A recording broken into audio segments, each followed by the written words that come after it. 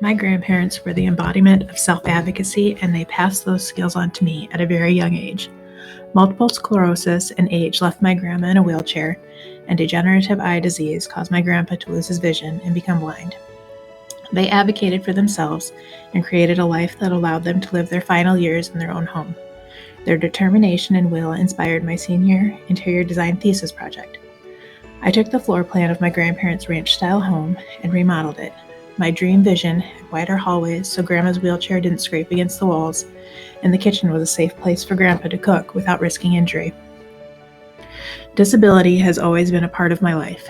It was never a taboo topic or not accepted. It just was. I guess that would explain why I handled our prenatal Down syndrome diagnosis like I did. I was about 27 weeks pregnant when we had our appointment with the maternal fetal medicine doctor. First, I had a level 2 ultrasound done. Once the ultrasound was completed, our doctor entered the room. She stood by the bed where my ultrasound had just been performed and told my husband and me that she was fairly confident, based on the images, that our baby had either trisomy 13 or 18 and we could expect it to die in utero or shortly after birth.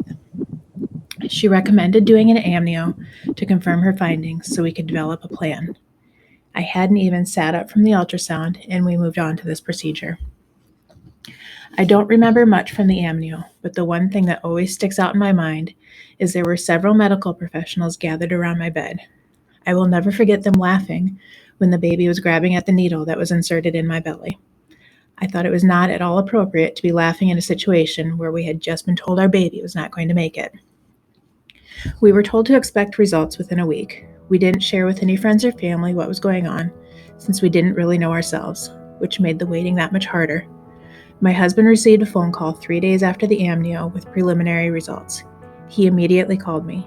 10 years later, I still remember where I was. I was sitting in my van waiting to go into work. When he told me that the results showed our baby had trisomy 21 or Down syndrome, I cried. But it wasn't the grieving that so many parents talk about. It was relief. I remember my husband saying to me over the phone, "This is a good thing." Termination was the first option given to us following the diagnosis. This is where our advocacy journey as parents truly began. We had to advocate to prove her life was a life worth living.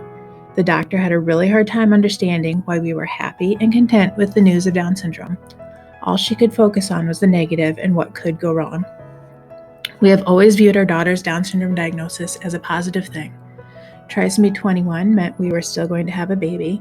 It meant our 2-year-old was still going to be a big sister. It meant we could continue planning our life as a family of 4, rather than arrangements for a newborn's funeral.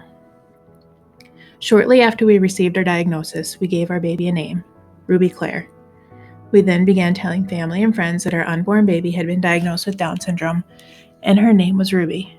We wanted to be very upfront with everyone and remove the elephant in the room.